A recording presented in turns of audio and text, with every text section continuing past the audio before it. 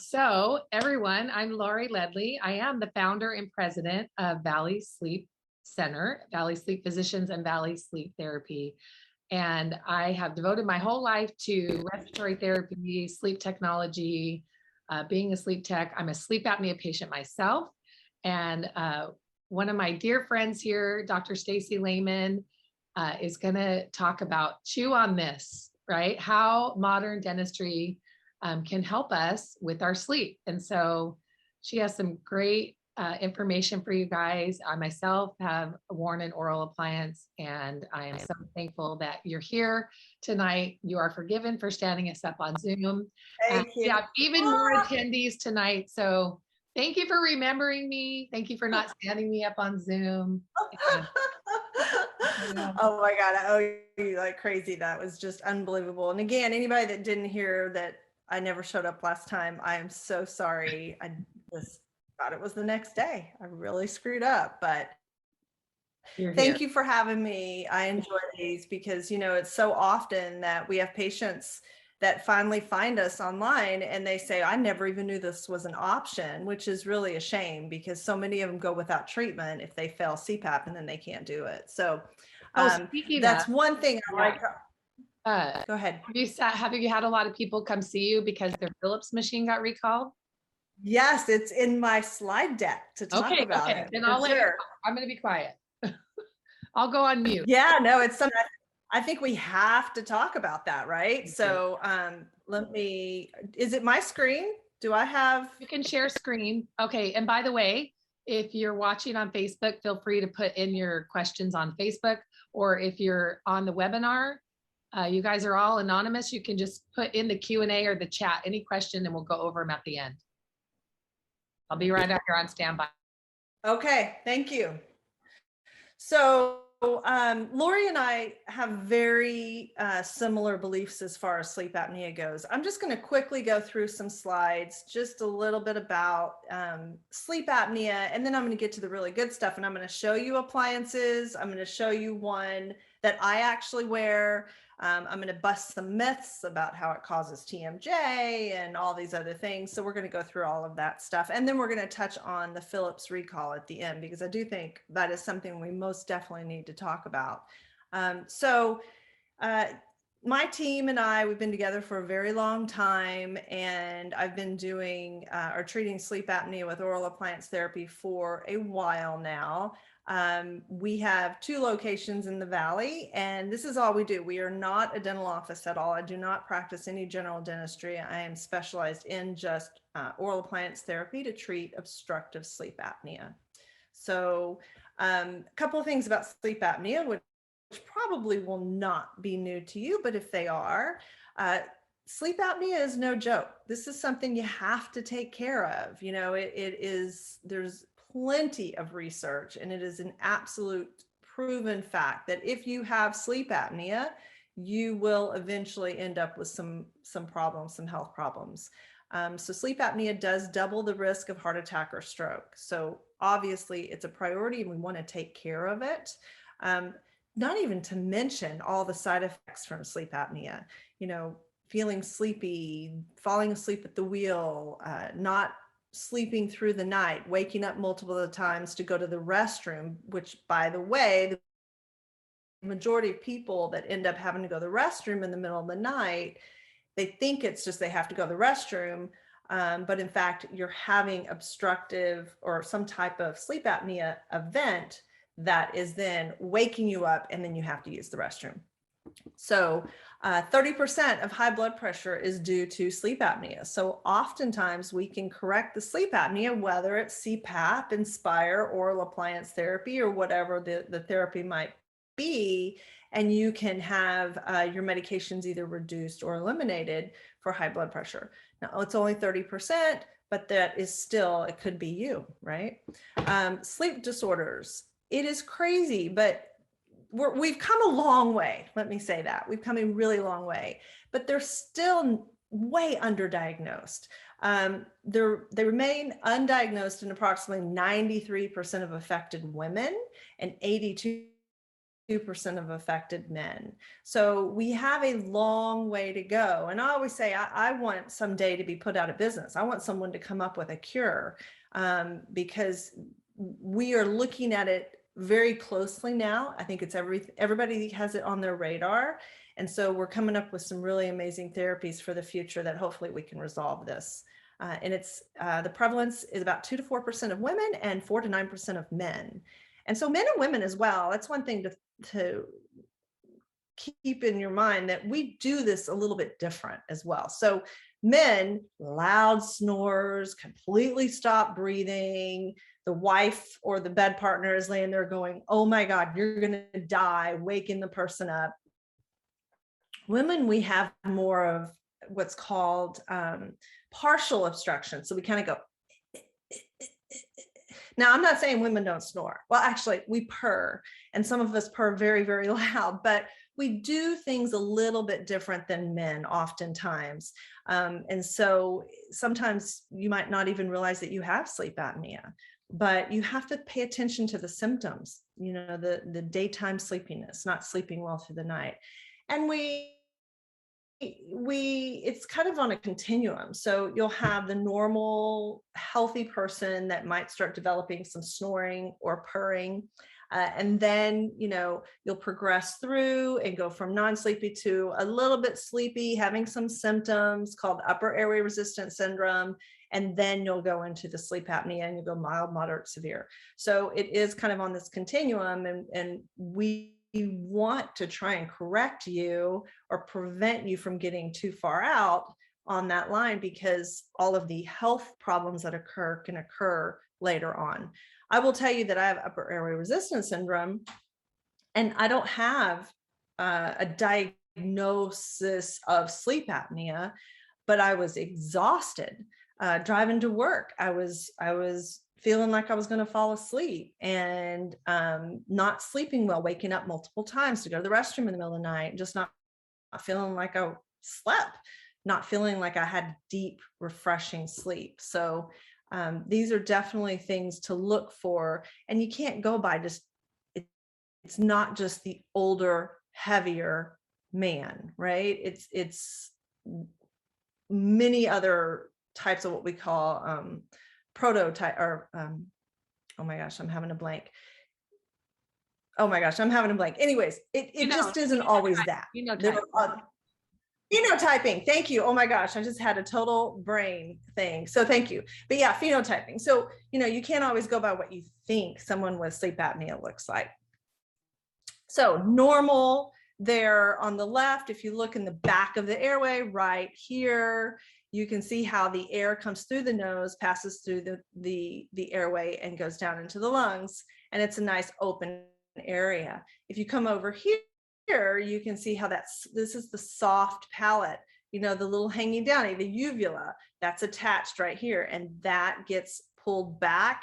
You lose the elasticity in that airway. I say people sag everywhere as you age, including your airway. And so it can kind of pull that, especially with snoring, that can get pulled down into the airway, so it gets elongated and starts getting really floppy, and it can obstruct the airway. And then the tongue, it's just gravity, right? Your tongue can fall back and totally obstruct that airway. And you can have complete full obstruction, absolutely no air coming in or out, or you can have partial. And if it makes your oxygen drop a certain amount, then it doesn't matter if it's partial or full, the damage is being done because your oxygen is dropping.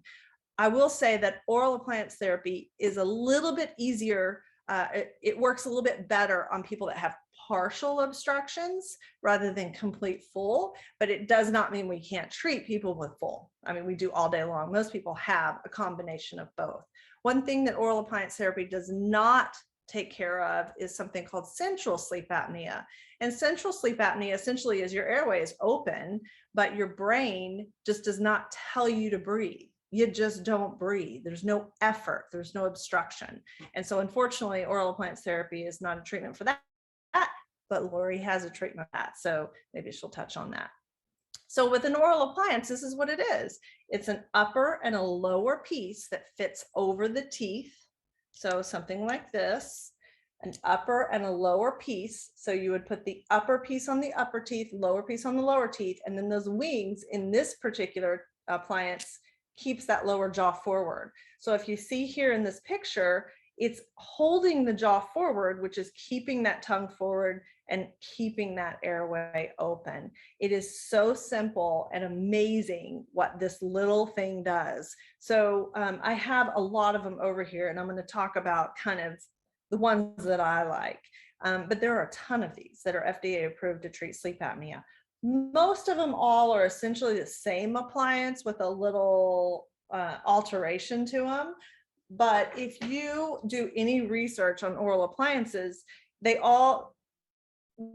essentially kind of the same. They all do the same thing. Just by some mechanism, they hold that lower jaw slightly forward and slightly open. When I first started doing this, we were taught, you take the jaw as far as you can, open up that airway completely.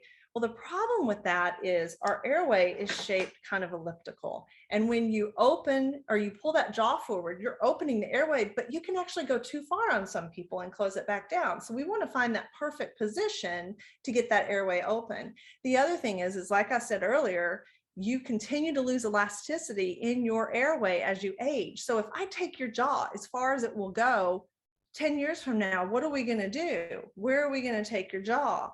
So we don't want to go any further than you absolutely have to go, just to open that airway up and hold those tissues nice and tight. So that's what it's doing. When you're pulling that jaw slightly forward and you're opening the mouth a little bit, that's tightening up the tissues in the back of the throat, and it's pulling that tongue forward. So that is how an oral appliance works. Now, like I said, there's so many of them out there. If you do any research at all, you're going to see an appliance that looks very similar to this. This is called a Herbst appliance. Its mechanism that holds the jaw forward is this little metal arm. It's called a Herbst arm. I know that looks crazy, and how could that possibly be comfortable? This is my appliance. I love it. I love this appliance. It is very, very comfortable, but it's a nice outer shell with a nice soft cushiony lining on the inside. And that bar, so this is the top and this is the bottom, it keeps that lower jaw from falling back. I'm not going to lie to you. All of these, if you're not used to wearing something in your mouth, you're going to have to get used to it. But usually when you put something in your mouth that opens up the airway, the body relaxes and you can actually sleep better because your body's not saying, don't go to sleep, you're going to die. A lot of times I'll hear people say, I wore one of those clenching and grinding guards and I never could keep it in my mouth. Well, one of the problems with that is that if you have something on one side of your mouth, so the upper, and when you bite down there, you don't have those teeth marks, right, where your teeth fit together. So when you relax, it's like a skating rink and your jaw just hold on to and it just slides back. And so people can't keep that in their mouth because their airway is collapsing. It's not staying open. It's not stable. And their body is saying, get that thing out of my mouth. So it's very different with oral appliances. Most people do not have a problem keeping this in all night long. As a matter of fact, when I travel with two because the chance of me not having it, like if something were to happen, I'm not willing to take that chance. You get that addicted to your appliance. So that is one of them. Like I said, most common, comes in all different colors. Very, very good appliance.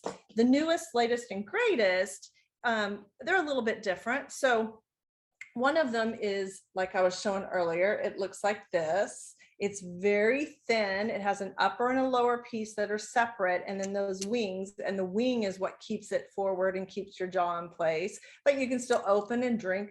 All of these, essentially, you can do that, but it just has a nice passive fit. I'll show you what this one looks like in, because this is mine. Make sure I have the right one. Okay.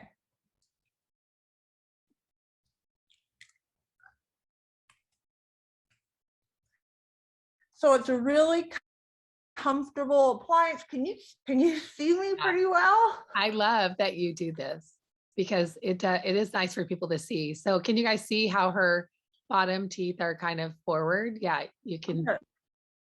I'm going to make my screen a little bit bigger. Or just stop. Yeah, there you go. Stop sharing. Yeah, there you go. Yeah.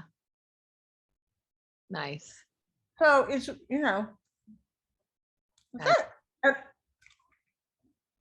So cool.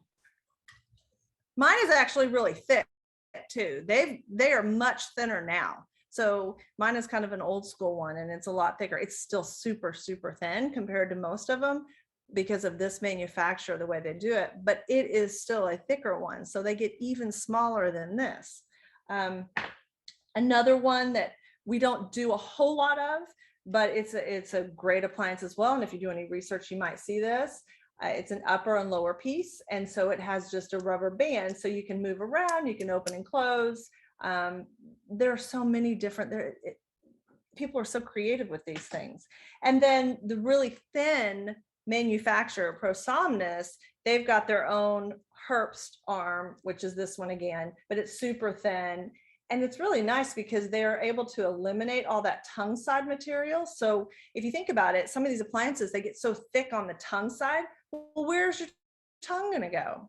So you're going to have to take the jaw that much further to compensate for that intrusion into the tongue space. So when we can get an appliance that has very little to no material on the tongue side, it allows that tongue to move forward and we don't have to take your jaw as far. So those are pretty cool. Those are pretty cool as well. So side effects, I want to talk about some side effects and I want to talk about some myths. One of the myths is that it causes TMJ. The problem with that is TMJ has many different definitions, and the majority of TMJ diagnoses require an appliance for treatment. So this is actually a treatment for TMJ. Now, there is one muscle deep down in there, and that muscle, when you put your appliance in and you wear it all night, it gets crunched up.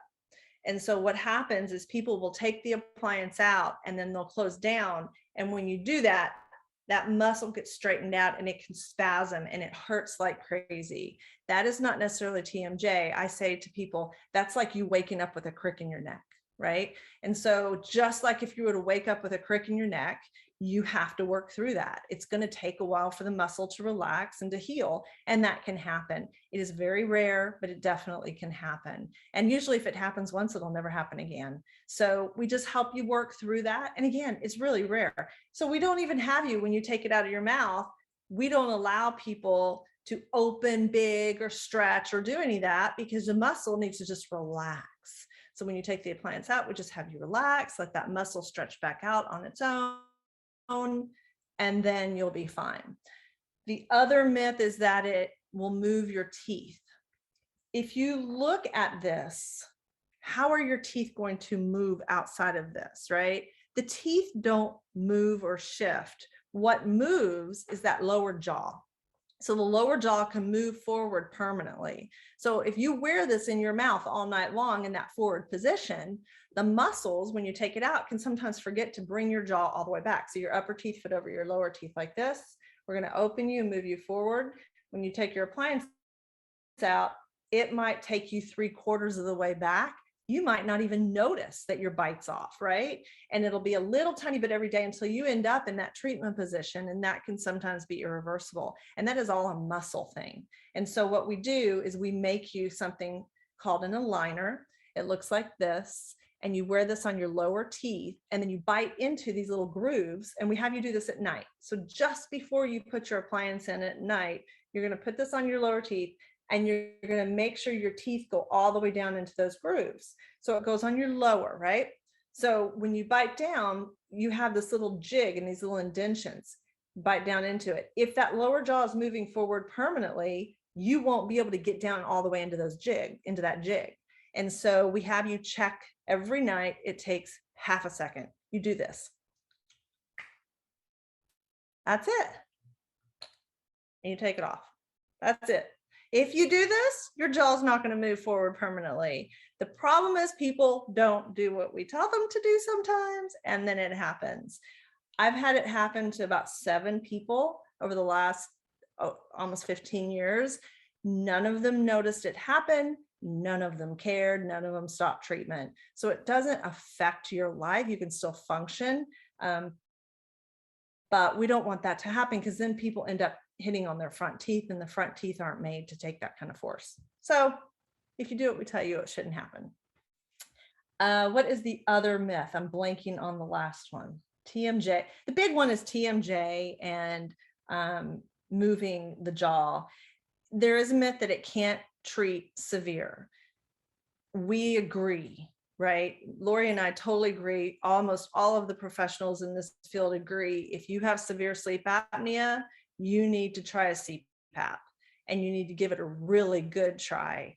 If you just can't do it for whatever reason, we treat those cases all the time.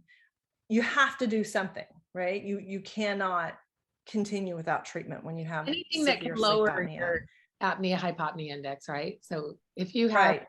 a severe AHI in, the 50s and 60s or even higher, and you just absolutely are not tolerating CPAP and you're not wearing it, like you're just taking days off your life, where you can come see Dr. Layman Right. and at least get an oral appliance and drop your AHI to like 30. Yes, it's not a Right. cure, but it's better than sleeping all night every night with the AHI in the 60s or 70s or whatever.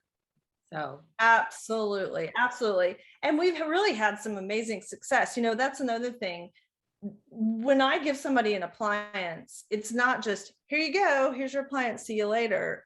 That's the smallest part of it. Like, I hope that the appliance is all you're going to need. I hope that it's going to be perfect from day one. But there are a lot of different things that we like to look at. We even look at blood work, vitamin D, vitamin B levels, iron level, like all these different things that we look at. And positional. How are you sleeping? Is it all when you're on your back? Do we have to figure out a way to get you off your back? Can you breathe through your nose?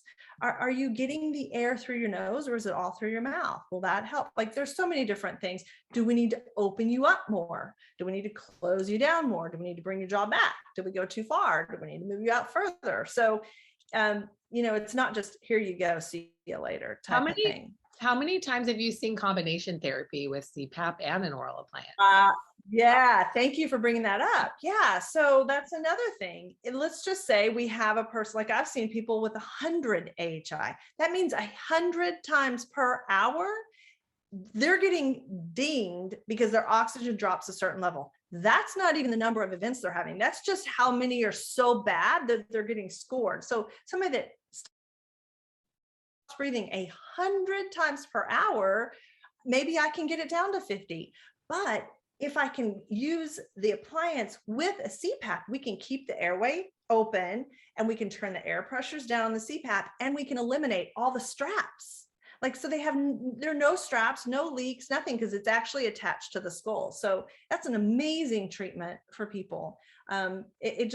We have so many options. You don't have to go on with your life being miserable and not sleeping well. So, another thing that people say is, so you lose, I think it's 6 years off your life on average without treating your sleep apnea. And people are like, 6 years. I'm like, oh, no. You lose 6 years of your life. You die 6 years early. But 10 years before that, you're in bed after a stroke, right? You're immobile, you're incapacitated. Your life, your quality of life is horrible for 10 years before you finally die. So no, this is serious. You need to take care of it, obviously. So my next slide is about the Philips recall. Luckily, as soon as this happened, I reached out and I was like, oh my gosh, what are y'all doing? And luckily, Lori said, we're mostly ResMed, so we've been unaffected. But you have to think about this. They're saying 4 million CPAPs that are Philips CPAPs that are being recalled. And ResMed, who was not part of the recall, is trying to come up with enough CPAPs to handle all those people. It's a big problem. And so, I want to make sure people understand that too, that there are alternative treatments out there, and don't just go without it. That's really important. So whether it's you get a ResMed, or you get Inspire, or you get an oral appliance, treat that sleep apnea. So really, honestly, I think that's about it. If you have any questions or. Can this be used with Invisalign or other orthodontic treatments? So if you've had Invisalign, this is like a retainer. So it will hold the teeth in place. Now, there are some I wouldn't recommend. This is the appliance I recommend if you've had adult orthodontics, because the material is very dense and it will hold the teeth in place. I wouldn't recommend an appliance with a soft liner. You can get a little bit of micro movement of the teeth. This one, you're not going to have movement of the teeth. So we do this all the time on people that have had ortho. I would not recommend going through ortho when you have an appliance. The forces on the teeth, there are too many forces on the teeth in different places. It's going to mess it up. It's going to delay it. It just isn't going to work. Okay. So get that done first. Yeah. So get your teeth where you want them and then come see you to get your oral appliance. Right. Get your teeth where you want them, and then we'll get your airway where we want it. Well, and that's another thing, we oftentimes we see people come in and they want the oral appliance, but they haven't been to a dentist in 20 years. They've got periodontal disease, they've got abscesses, they've got broken teeth, they don't have many teeth. We can make an appliance over dentures. So if you've got full upper and lower dentures that fit well, we can do that. We can do it over partial dentures sometimes. I'm hesitant to do it over broken teeth or when you're going to have dental work, because these things fit so precisely over the teeth. And when you're putting it on and then infection festering underneath it, what'll happen is those teeth will break down faster and then it won't fit you. So you're going to go through all this and you're going to get it and you're going to be so happy. And then your teeth are going to break down and it won't fit you anymore. And then what are you going to do? You've not only broken down your teeth faster, but now your appliance doesn't fit. So we really like people to have had at least a dental clearance, what we call our dental visit, within the last year. How long is the process to get fitted and then receive your appliance? Can you give everyone an idea about that? So once you're referred to us and you come in, we will do a complimentary consultation, go over everything. We'll go over how your insurance, that's another myth. This is covered by medical insurance, not dental, and it is covered. My partner and I, my business partner and I started the first medical billing company for dentists that treat sleep apnea. We're the experts in medical billing. We know how to do it. It is covered, including Medicare. So it is absolutely a covered benefit. So the process is you'll come in, complimentary consultation. We'll go over everything. We'll show you the appliances. We'll go over your sleep study. We will tell you what your portion will most likely be with your insurance and everything. And then we will scan your teeth. So we don't do the gooey stuff. We just take pictures of the teeth. Then it takes about 3 weeks for the appliance to arrive. You'll come in, we'll make sure it fits you nice and comfortable. Then you'll come back 1 week later to make sure everything is doing well, that you're doing well. It's not too tight, not too loose. And then we start working together, moving that jaw forward. So some people right off the bat, they're good to go. We send back for follow-up testing to make sure it's actually doing what it's supposed to do. And then we see you once a year. Other people, it can take a while. Sometimes it can take a month. Sometimes it can take 3 months. I've had people it's taken 6 months. If it's really difficult, I don't give up. That's the thing. So if I'm having a really hard time, we're going to do everything possible to try and make it work. Most people, it's pretty quick. So if you're prone to tooth fractures, would you recommend that they still get, is there an appliance over another that you recommend? That's a great question. Sometimes people think I have bridge work, I have crowns, I have weak teeth. So when you go to the dentist, what does your dentist recommend? They recommend either a night guard or a clinching or a grinding guard to protect your teeth. That's what this is. It's exactly the same thing. So this thing can be an orthodontic retainer, a clinching, bruxing, grinding guard to protect your teeth and open your airway. So if you have broken teeth that have not been repaired, that's when I say get those things fixed first. Okay. And can it be made if you're missing like one back tooth or, for sure. Oh, absolutely. And then 100%. You have to have at least 6 teeth on each arch. Okay. And then one last question. You mentioned that you have 2. Would insurance cover 2? No. Yeah, sometimes. Sometimes it depends. that's a little less common. But we do have ways to get people a backup. So it might not be the exact, like I don't have two of the same. Of course, I try all of them. So I have a lot of them because I want to try it before I make my patient try it, right? So I have a lot of different appliances, but and the ones that I wear are these two. Like I go back and forth between these two. Yeah. Okay. But you know, we also have other options for backup appliances. So just if my insurance is out of network, how long does it take your office to get all that worked out? Where you? So if you're out of network, then we will apply for what's called a gap exception. And that means you can use an out-of-network provider with your in-network benefits. That can take anywhere from 24 hours to 2 weeks for your insurance to approve that. That's not bad. Depends. Yeah. Depends on your insurance. That's what I always say. Depends on your insurance. Well, gosh, thank you so much. I just want to say thank you to all the attendees. Thank you for those of you who are watching on Facebook. If you guys have any questions on how to get a hold of Dr. Layman or you want an appointment, I can email that out to you guys after this, or you can just reach out to me personally. I'm here for you. What's that? There you go. You got your slide? You want to show your, did I lose you? Is it showing? Uh-oh. Share your screen. Hold on. I thought I was. My bad. And while you're doing that, yes, you do have to have a sleep study in order to get an oral appliance and get it covered by your insurance.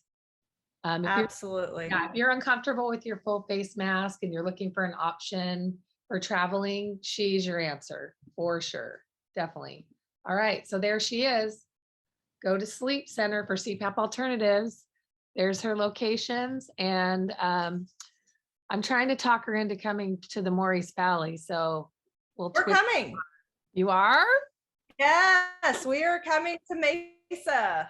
Yes. I can't say the exact date yet or exact location, but it's definitely happening. So all right, that is great. Congratulations. We need you in Mesa badly. Yeah. Yeah, I know for sure. All right. Well, thank you everyone. Have a great evening. Please reach out if you have any questions. Tomorrow night, we're going to be at Top Golf Glendale. You should come. Fun. Stacey, oh my gosh, is speaking on Inspire. So we'll be live at Top Golf Glendale, or you can join us online. Amazing. All right. Thank you, Lori. Thank you. Bye, everyone. Thank you, everyone.